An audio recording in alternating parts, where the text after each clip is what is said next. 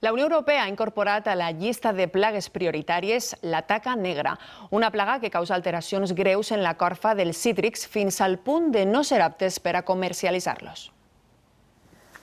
El Guirnàrdia quitricarpa és el fong que origina la taca negra dels cítrics.